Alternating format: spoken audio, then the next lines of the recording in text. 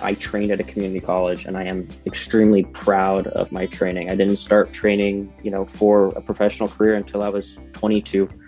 And so if you find yourself at a different age, maybe, you're older than what you typically see dancers on the internet, or maybe you're younger and you're afraid that maybe you need to take more time. Your path is your own path, and don't be afraid to let others see the path you took. You don't need to hide. You don't need to conform. You can actually just widen that path and let there be more paths for other people to kind of take behind you.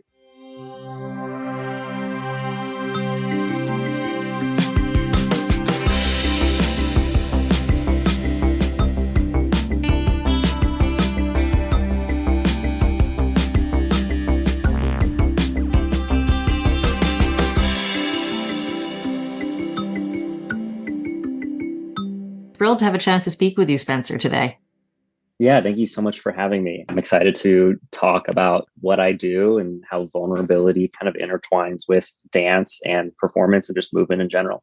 I would introduce you as a dancer, but I know you're much more than that. So you also teach. What are all the hats that you wear?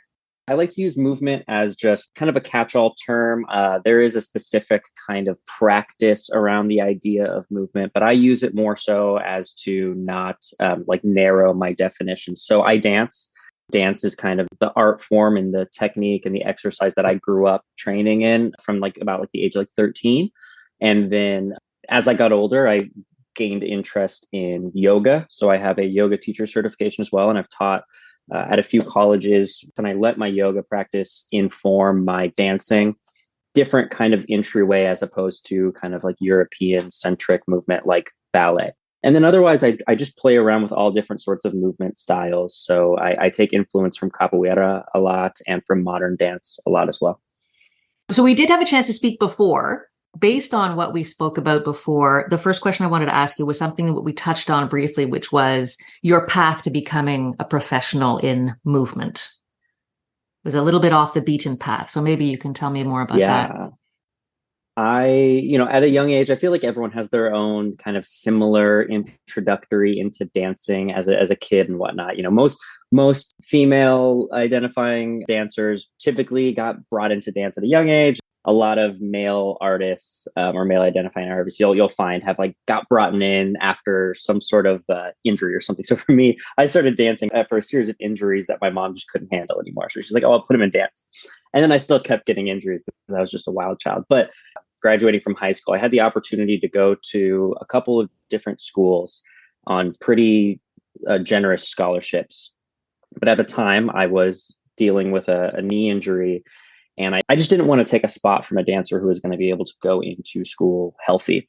I was going to need about a 6-month recovery process. And I just decided that wasn't going to be for me. And I also had, some fears around taking out loans around school and whatnot. So I decided to instead approach a dance convention in the United States and ask them for some kind of an avenue into working with them. And what we ended up kind of landing on was I started running their social media accounts, and I became their social media producer and social media manager. And I think this was 2013. So this is right as Instagram and all these apps are starting to grow and be really used in more of a legitimate or professional way.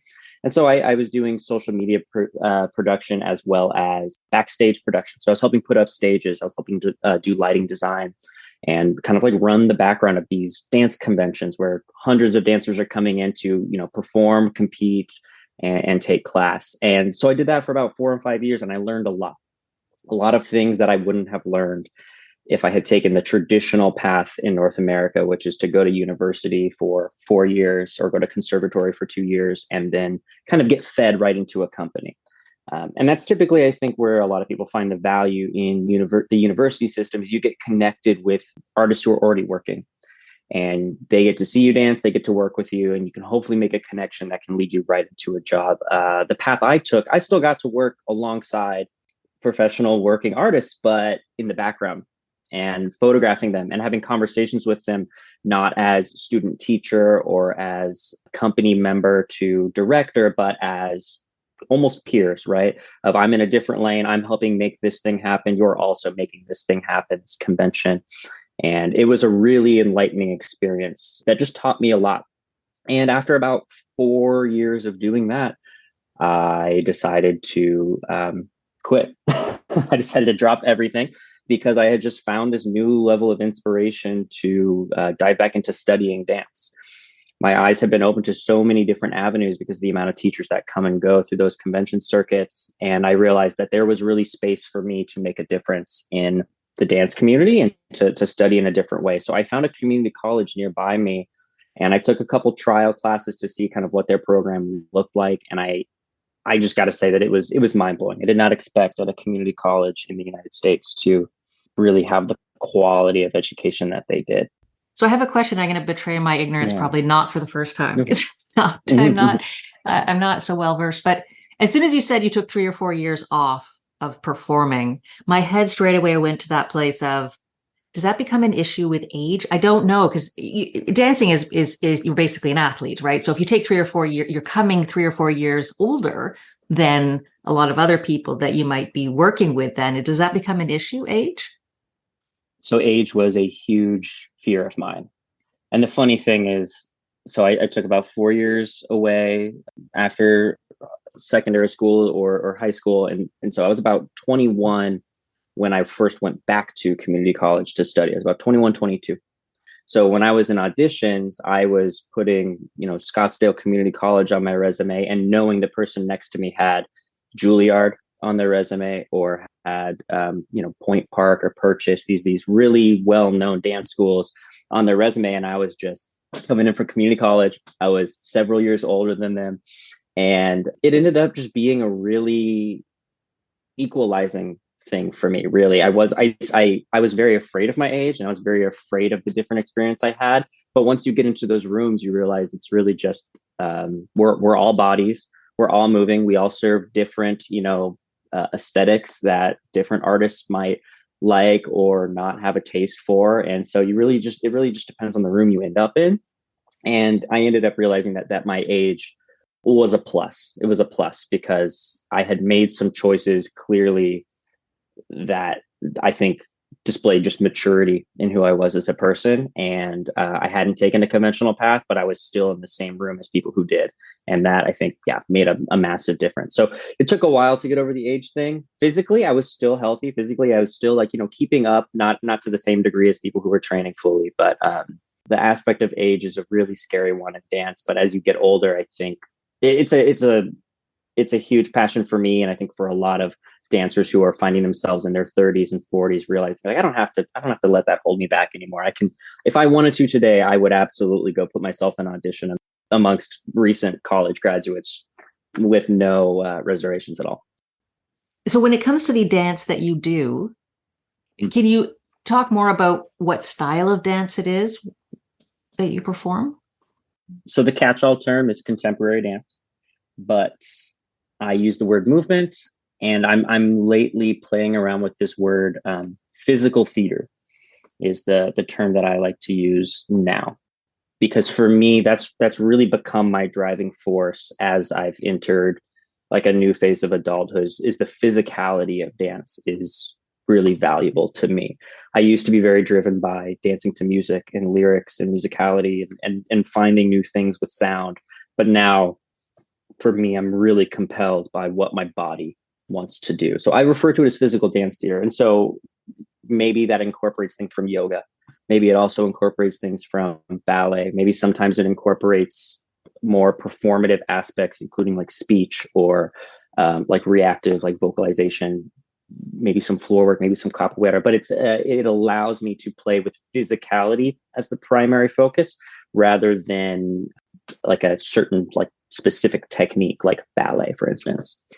Okay, so I'm going to ask, and this may not Yeah. be what this means, but when you say theater, it makes me think narrative more. Like, so is there also, I guess there's always a narrative element to different forms of dance, but physical dance theater, does that mean that there's you're telling more of a story through your body, or? That's an interesting question. You can say no. It's No, that's a really interesting, because that's not, because it's funny. Yeah, I focus more on the word physical than the word theater. And I think for me, theater in the way that I'm trying to use it kind of lends itself more to like putting my physicality on display for others. But of course, there's a narrative. Of course, there's some through line or at least a motif from where I'm going. And so the most recent solo work I performed that I would call physical dance theater was about a year ago at Taliesin West, which is a Frank Lloyd Wright house. And I had the opportunity to just create a solo to perform in that room. And I performed it loosely on the sensation of what it might be to be a refugee or to be brought to a foreign place and left to survive. And this was right at the beginning of the Ukraine war. So I wasn't specifically dancing about Ukraine, and I wasn't specifically dancing about like the Irish famine, for instance, but I was dancing just more about those feelings. And that tends to be where my artistry kind of lands. Is I don't like to make a commentary. I like to give the audience a window to look into, to have their own commentary on, so they can drive their own narrative based on what my physicality is showing them, rather than me kind of telling them what to feel, if that makes sense, or guiding them through what to feel. I try to offer up the opportunity for my audience to have their own perspective, and then leave room for conversation afterwards. Of, yeah, what was the story? Was there one? What was the narrative? Oh, that hits on one of the key things that sort of keeps coming back, I think, because I struggle with it, is what is the story or theme, or what is it you're trying to express? And then what is the response of people who witness it?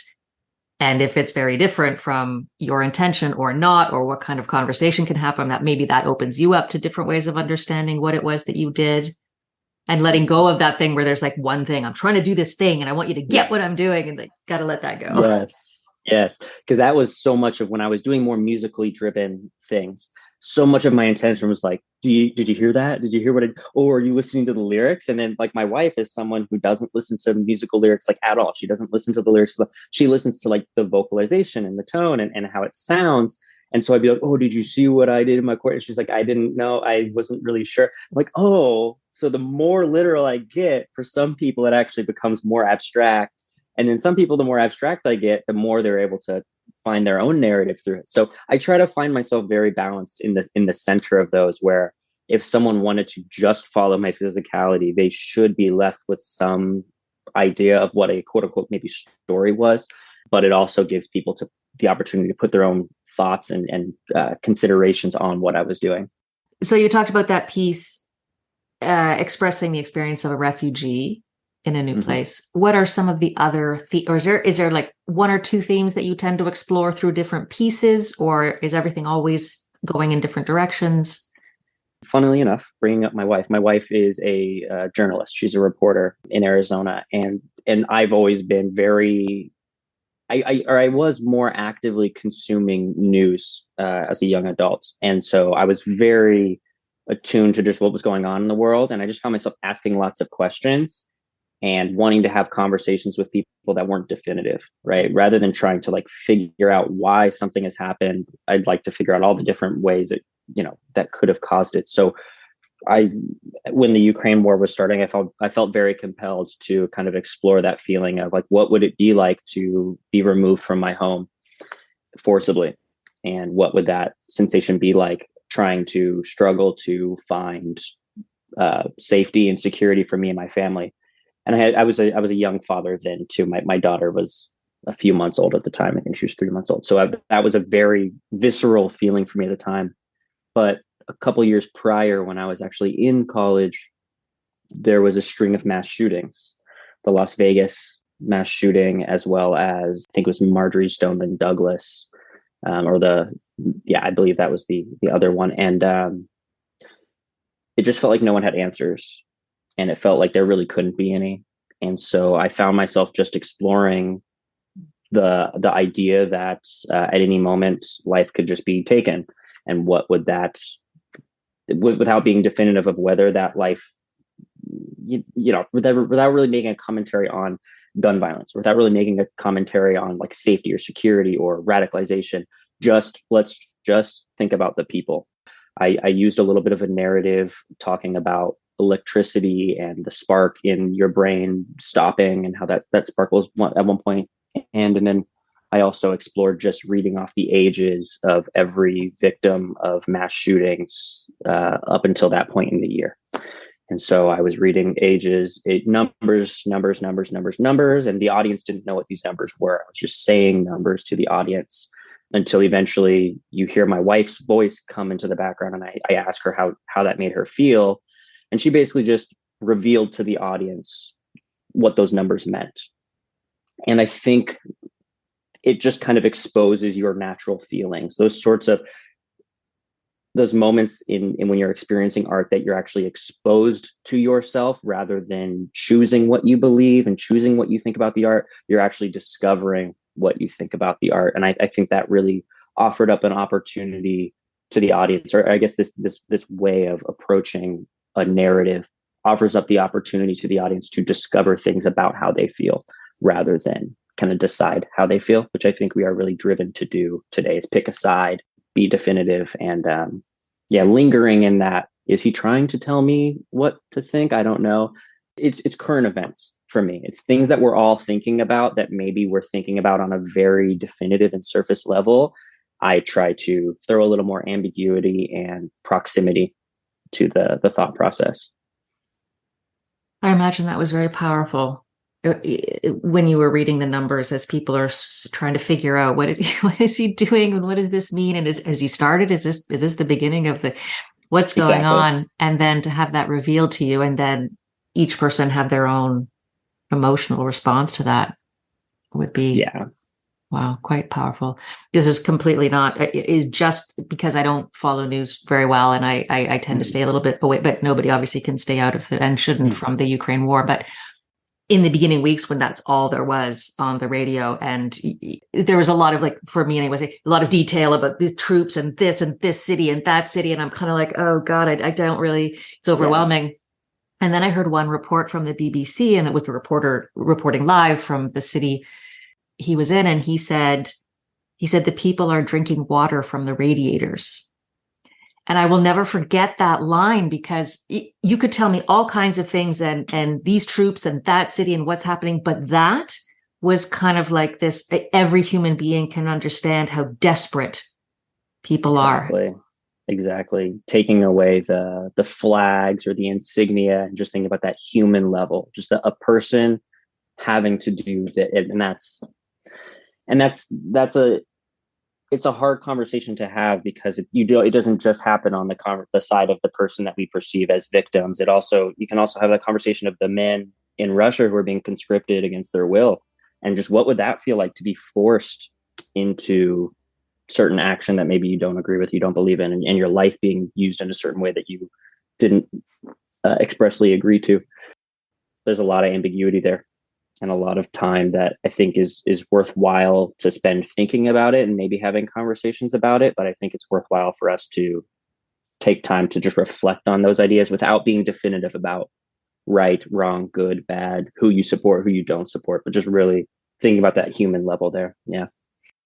I like that. So it sounds like ambiguity is a key element for you in composing your work. Absolutely. I'm primarily driven by the physicality.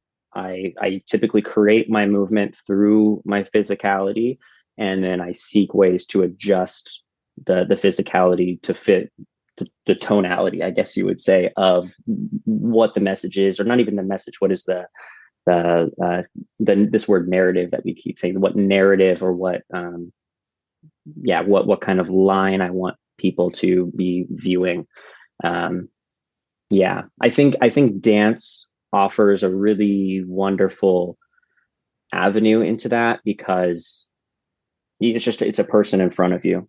It's a being, right? Or it's a group of beings. And the kind of dance I do is not designed in a way to be clean, I guess I'll say, right? Like if we think about ballet, we think about like years of work to correct the posture, years of work to kind of take away the natural or the nature of the person and turn them into this almost structure that is capable of things that a lot of people can't imagine. And I like to come at it from the different angles, just how natural can I be? Where can I find these natural places of stretch, of pause, of breath, release, tension, and let the audience actually feel those things with me rather than, I guess, kind of trying to sculpt a piece. I try to just experience that piece in front of the audience. So I feel like as we're sort of circling, like just under the hood, as we've been talking, just under the hood, there's this idea I'm going to ask you now around where do you feel that vulnerability touches on the different aspects of your work, whether it's as a performer, as a teacher? Where do you see vulnerability in your work? Vulnerability, I think, in dance is just inherent. I tell this to my students all the time, especially in dance class. So let's just think about dance class. The pandemic has really revealed that being in a room with other people is a vulnerable experience, period. To then learn in front of others, additionally vulnerable. To then learn with your body in an athletic manner in front of others, in front of peers who are also learning, is extremely vulnerable. And then on top of it, yeah, to be the teacher in the room who's hoping to guide these people through a fulfilling experience is also a vulnerable experience naturally. So I think with dance, there's just this inherent, just from the very first point of just education, it's an extremely vulnerable experience. And I think it's one of the most, just one of my favorite qualities about dance because it's so communal, it's so vulnerable. Everyone in the room can be seen and can be heard. And so I really try to encourage my students to see and hear each other while we're dancing and to be willing in the space to make mistakes and to be willing in the space to see other people's successes and to remove comparison and to let that vulnerability just be a benefit to themselves and to each other because it's to just be able to make a mistake in front of someone. And as the teacher, as an adult, I'm hoping to guide a lot of my younger students through experiences that are healthier and safer than the ones I went through. And that's one place where vulnerability starts to get a little bit murky because there's certain stories that to me, I think, oh, that's just something that happened when I was 13 or 12 and it's horrible, but I can still talk about it.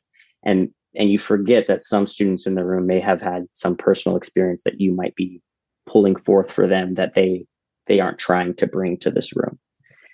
But then when it comes to the stage, I think you have to bring everything with you. I don't think there is a version of it where you leave anything off the stage because that's the time, that's the moment that you're intending to share. You're intending to bring people into your space. And I think that's just where you bring all of who you are because at that moment, it's very intimate. You're in a dark space. Typically, you're in a dark space. You're lit. Everyone else is in kind of almost privacy in their own chairs with their own armrests.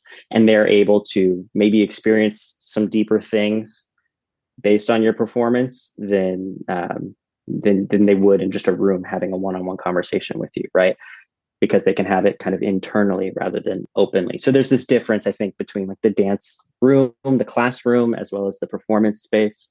And I think as an artist, I'm seeking the opportunity to kind of like close the gap and move those two spaces together. What I'm finding myself really interested in is performing in close proximity to my audience, to where my audience can maybe hear my breath, feel the vibration of my foot on the floor as I step, feel maybe air moving as I'm moving in the space, and seeing what opportunity for vulnerability that brings into the audience and the performance experience.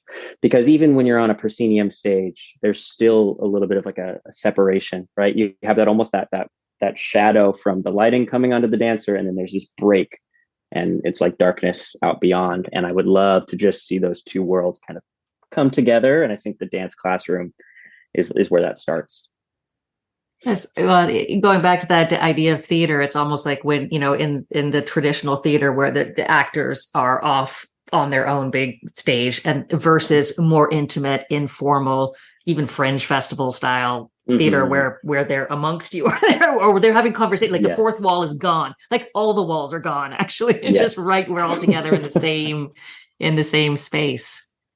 That's an incredible experience for the audience. And I imagine for you as the performer too, it would be. I've always, there was this in Arizona, which is where I'm from, Phoenix, Arizona. There's a small monthly festival called First Friday. I'm sure lots of cities have it. Um, it's just this like gathering of just like, people in the downtown Phoenix community, artists, vendors, all those sorts of things. And I've had a couple opportunities to perform down there, to improv in the streets. And it's just always such a visceral experience. And I feel like being able to really see your audience eye to eye, to be able to let the audience feel the momentum of your body moving towards them or away from them is exhilarating, I think, for the audience and the performer. It feels like such a big divide in the and in the spaces that I feel a bit more comfortable. So if it's writing, I'm alone in my little space. No one sees me. I make mistakes that I can correct them. And then when I put something out, I'm not the face of it. It just sort of stands on its own in its way, and people can take time and they can absorb it and have whatever response they have to it, as opposed to you in the moment right there. It's you in front of everybody and it's happening live. That's so funny. I was having this conversation with a friend recently along similar lines. I was having a conversation about film and saying that I think sometimes we find ourselves like more heavily disappointed in film because the final product is final. You're looking at it like, this is it. This is what the artist wanted me to see. They spent time on it. They worked on it. And now it's encased in stone, essentially. It's like, this is it. This is the final product. And for dance, there is no final product because the final product disappears as it's being created. So I think as an audience member going into dance, personally, I never expect the piece to be quote unquote perfect or the work to be perfect, because it's always in progress, because it's never going to be like it was the time before. There is no write down your draft, step away and come back, because the draft you wrote down, it was disappearing as it was being written. You're of course trying to remember it, but once you physicalize it the next time, it won't be the same. It won't be the same setting, the same environment, the same anything. So it opens me up to that sense of vulnerability of I can make mistakes in front of my audience, and also I'm willing to watch mistakes happen with more of a more appreciation for the mistake in dance than I'm willing to necessarily have, I think, for arts that are or artworks that feel like a final product, which is interesting. And my friend responded to me, just to kind of close that out. My friend responded to me. He goes, well, in film, and I guess with writing as well, the thing that changes is the audience. So I can go back to writing. I can go back to film month over month, year over year, and accomplish a new feeling from it, see new perspectives from that kind of, encased in stone piece of art, whereas you can't do that with dance. I wonder if it also gives you an opportunity to kind of recast what counts as a mistake. So maybe it wasn't something I planned. Maybe it's something that I would have done differently if I could have, but maybe I wasn't meant to. Maybe it was supposed to happen exactly the way that it did. And it gives you that freedom, as opposed to, like you said, a film that's, we're like, no, we finalized it exactly how we want it and we're putting it out there. Well, maybe it's full of mistakes in a way, because you didn't work with it. You didn't keep it alive. Right. Yeah. I've been telling my students a lot recently this idea of if you want the audience to feel something, the best thing you can do is to feel it yourself. And I mean that in terms of physicality. Like, if I want the audience to feel a sense of suspense, I need to fall, and I need to not pretend to fall. I don't need to perform a fall. I don't need to dance a fall. I need to fall. And that's maybe that comes from a mistake. Maybe that comes from taking risk really far beyond my edge. Maybe that's just from trusting that my body knows how to fall. But yeah, being willing to make mistakes in front of the audience, and then letting those mistakes serve the audience as well. So I definitely, there's the physicality aspect of it. And then there's also the choice of things that you explore through your work. So if it's the experience of refugees or mass shootings, or if you look back now over your body of work and see those very human themes that work through, what do you think that says about you as a person, that's what you're drawn to? Like, those are the stories that you're sharing with us. I think I explore those themes because we live in a continent, I will say, I guess North America. We live in a space of like extreme privilege, and I've always had this feeling that there's no right life. There's no correct life. There's no ideal life to have been born into.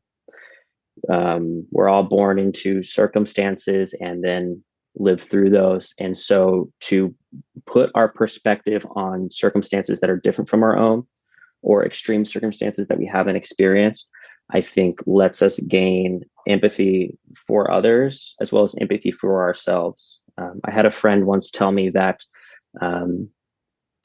you can't define somebody's pain by the circumstances it was in. The only way you can define someone's pain is how they experienced it. So a person experiencing pain in a more developed nation isn't necessarily better off than someone who's experiencing pain in a less developed nation. We all experience pain. We all experience joy. We all experience, the need for touch, for love, for care. And I think to be vulnerable in my work and to try to expose those themes to the audience in a way that is human, I think it gives the audience. I hope it gives the audience the ability to have empathy for themselves and for everyone in the room. So if my pieces are kind of the beginning of a conversation, I hope it opens people up to seeing other sides of the conversation than just their own. What I'm taking from you is it's one thing to get in touch with your own feelings. So I sort of try to get a sense of what gives me joy and what gives me pain and as I sort of navigate through life. But the beautiful thing about dance, it seems like, is that there in that moment, I'm feeling your pain. I'm feeling your happiness. I'm feeling being able to witness you on stage is a step past. Like I can feel mine, but then I can step up and feel somebody else's. And then, like you say, we're saying before about the war, we're not taking sides. It's just, it's a human being in Ukraine. It's a human being in Russia. It's a human being in the United States. It's a human being in China. All of these places, we're all going through our thing, but we've got to connect with other people. Yes, it's so true. And I have this weird kind of dialogue that I'm having in my own head right now. I'm just exploring this thought of how when a person isn't in front of us physically, they sort of become, I don't know, the word I've been using is they become fictional or they become imaginary, because I'm not actually perceiving with my senses the way that they want to present. I'm recalling my perception of what they were expressing. And so to be able to be a physical manifestation of something that we're all experiencing at a distance and to close that gap, I think, offers people the ability to find empathy with just a little more ease. Because when it's at a distance, you almost want to push it farther. I think sometimes you want to say like, oh, like, yes, it's on my TV, but let's change the channel, or, it's on TV, but this is how I feel about it. So that makes me feel okay that it's happening because I feel this way about it. And so to kind of, close that gap, I think forces people to not be definitive in their judgment of situations, but rather, experience empathy on a deeper level in the moment, at the very least. Thank you so much, Spencer, and enjoy the rest of your day. Yeah, thanks. You too, Sarah. Thanks. Take care. Bye. Bye.